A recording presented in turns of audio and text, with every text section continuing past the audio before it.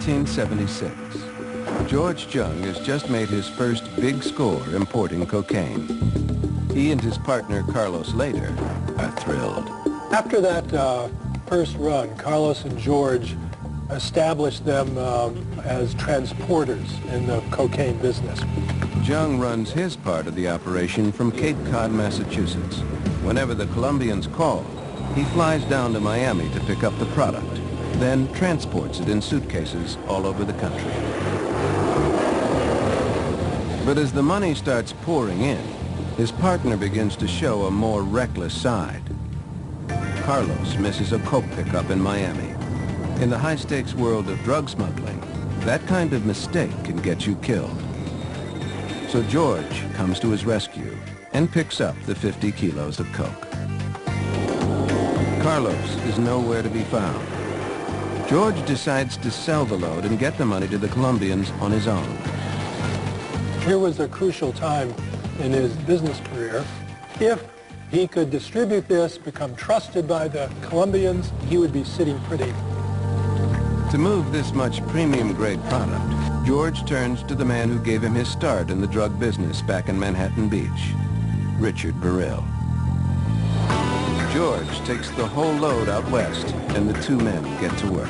Richard would take a kilo, 2 or 3 kilos out, and he'd sell it, and then several hours later he'd come back, and he'd start coming back with suitcases full of money, and just fling it at George and go out with some more.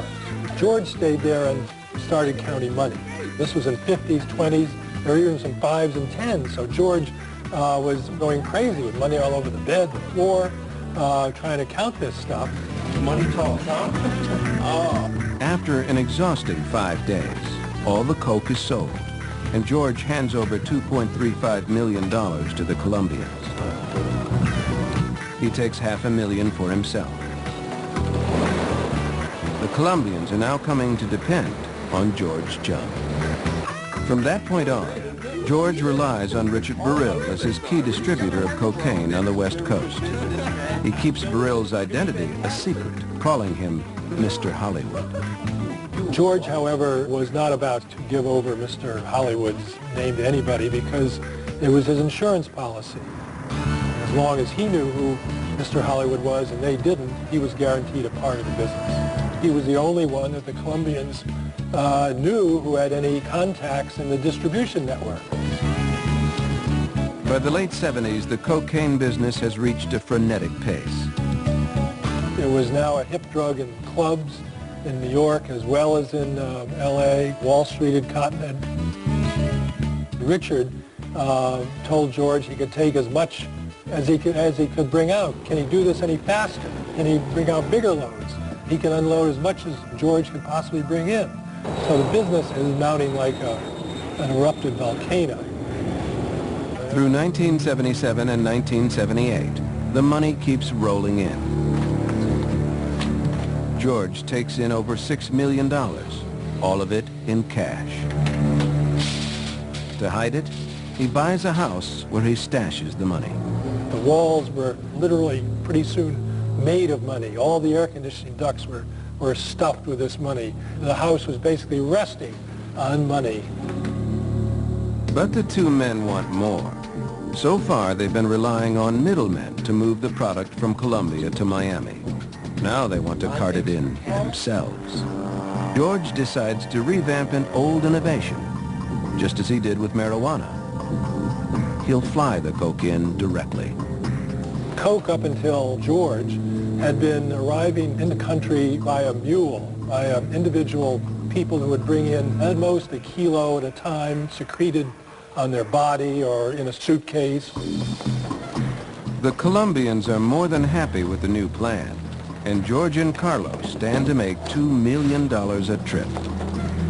And they would fly large loads, 300 kilos, 400 kilos, and they would charge the Colombians $10,000 a kilo just to move the dope. Their plan works brilliantly.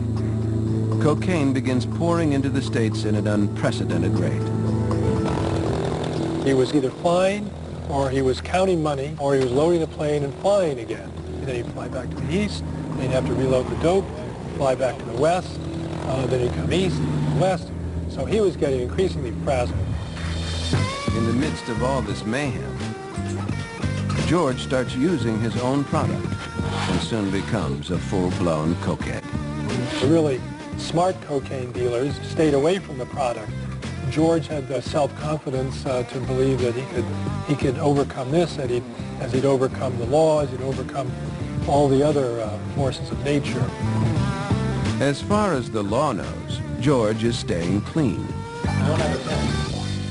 Throughout the boom, he maintains the facade of a reformed crook. His good behavior prompts his parole officer to get in touch.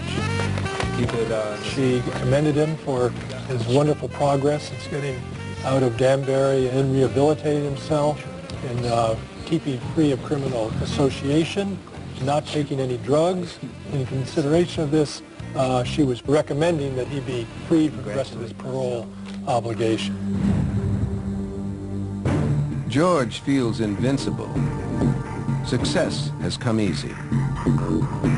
Although he sees his smuggling career as a lark, the truth is far darker.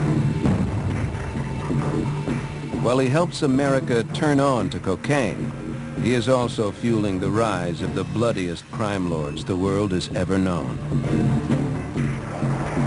His work will alter the fate of two nations, even as betrayal threatens his smuggling empire.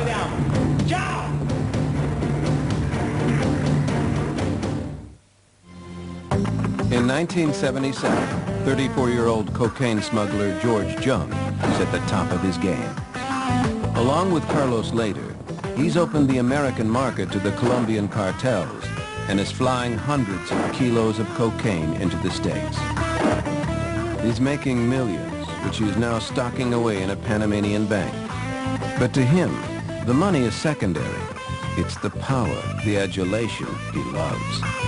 George loved to walk into a place and to buy drinks, to buy dinner, to throw money around, to buy his girlfriends the best. Money was strictly a way for him to exhibit himself as a successful person. His product is certainly getting famous. In May 1977, Newsweek magazine runs a story on cocaine. At $100 a gram, they call it the new status symbol, on par with Dom Perignon and Beluga caviar. While enjoying the high life, George meets 24-year-old Mirtha Calderon. Mirtha was Cuban, raven-haired, quite beautiful. So what do you think about Latino women? But more important from George's vantage point, her sister was married to a top operator in the Medellin cartel, a Colombian. Just months after meeting, they marry. So it was one thing to deal with the Colombians. It was another thing to be married into the mob. Together, they enjoy a life of parties, cocaine, and kinky sex. But George's high-flying lifestyle causes him to slip, and he makes a fateful mistake. His partner, Carlos Lader, has been pressing him for the name of his West Coast distributor, the man known by the nickname Mr. Hollywood. Carlos asked for the umpteenth time. He said, "All right, I'll take you out to him." He introduced him to Richard Burrill. It was a fatal introduction. At the time, Carlos is beginning to make moves behind George's back, positioning himself to be a power player in Colombia. He was enamored of the idea of setting up his own little cocaine empire in the Bahamas, and he found an island called Norman Cay. Carlos, now one of Pablo Escobar's top transporters, buys a majority of the island and is able to import even more cocaine. Carlos's operation is soon exploding. He puts Richard Burrill, George's California contact, on the payroll. George is furious. He flew right out to Norman Cay and said, "I thought we were brothers. How can you possibly do this? We set this up and now you're cutting me out completely." Carlos's betrayal has shattered their 5-year relationship. George's whole life was based on the ability to come back when he was down. He vowed he'd recoup it all, and this time on his own.